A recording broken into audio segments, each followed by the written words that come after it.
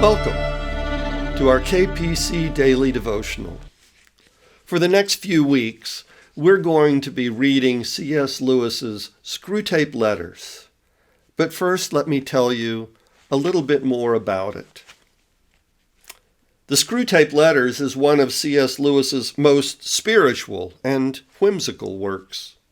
A series of letters from a middle management devil to a young tempter in the field. Lewis explored the foibles of Christian life and spiritual growth with irony and humor. It quickly became a classic of Christian spirituality and is certainly one of my favorite must-reads. I reread it every year or two and always find something fresh, and convicting each time I do. Before we begin this week, it might be useful to say something about how C.S. Lewis imagined the devils. We live in a day when devils are pictured as cartoon characters in red tights, with horns, tails, pitchforks. It's no wonder that so many pooh-pooh their existence. Even I don't believe in that kind of devil. Of course, at the same time, movies mercilessly capitalize on the occult and the demonic to ensure young audiences all of the spine-tingling shocks that they've paid for. So it might be good to remind ourselves of Lewis's warning in the original preface to the Screwtape Letters. He said, "There are two equal and opposite errors into which our race can fall about the devils. One is to disbelieve in their existence. The other is to believe and to feel an excessive and unhealthy interest in them.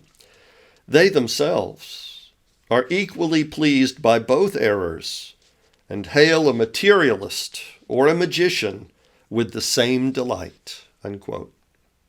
You see, because with the materialist, the devils can work undetected and unhindered. With the magician, they can work with a willing, if thick-witted, accomplice.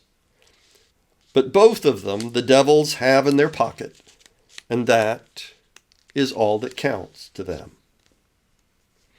In his subsequent 1961 preface, Lewis felt compelled to clarify a few things. First, about what he does, or rather doesn't, believe about the devil with a capital D.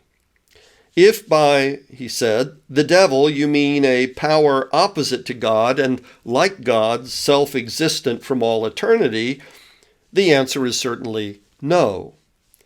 God has no opposite. No being could attain a perfect badness opposite to the perfect goodness of God. For when you have taken away every kind of good thing, intelligence, will, memory, energy, and existence itself, there would be none of him left. Unquote. Now, allowing for this caveat, there is no good reason not to believe in the existence and the nefarious shenanigans of lesser devils. You see, every representation of angels or devils is symbolic. It has to be.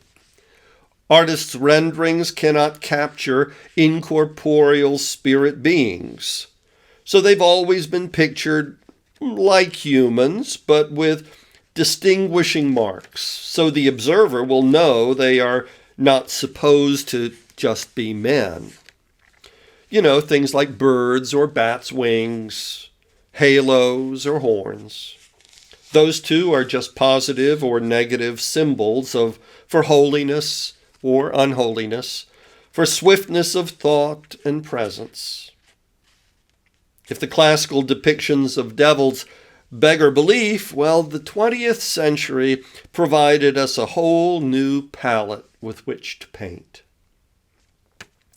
So C.S. Lewis suggested, and I quote, "We must picture hell as a state where everyone is perpetually concerned about his own dignity and advancement, where everyone has a grievance, and where everyone lives the deadly passions of envy, self-importance, and resentment. Dog eat dog is the principle of the whole organization. Everyone wishes everyone else's discrediting, demotion, and ruin. Everyone is an expert in the confidential report, the pretended alliance, the stab in the back.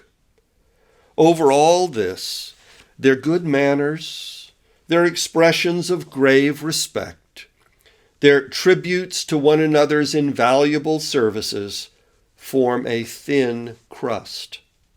Every now and then it gets punctured, and the scalding lava of their hatred spurts out." Unquote. If that sounds like a totalitarian bureaucracy, or an impersonal and vindictive government agency, or Congress, or the FBI, or a thoroughly unscrupulous law firm, well, that is hell. And who do you think we learned it from?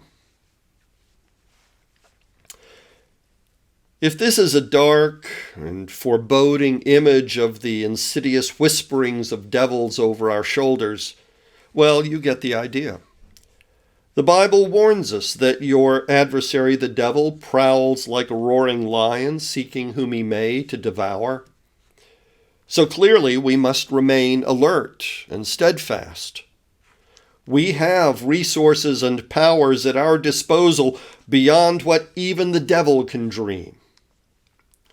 But beware that as you beat back the devil in the more obvious areas of spiritual warfare, you do not succumb in some other area, lured by the unsuspected temptation into a spiritual cancer you had long ignored or even rationalized away. But know this: discipleship is costly, but victory is sure. I wish you a very good day. Goodbye.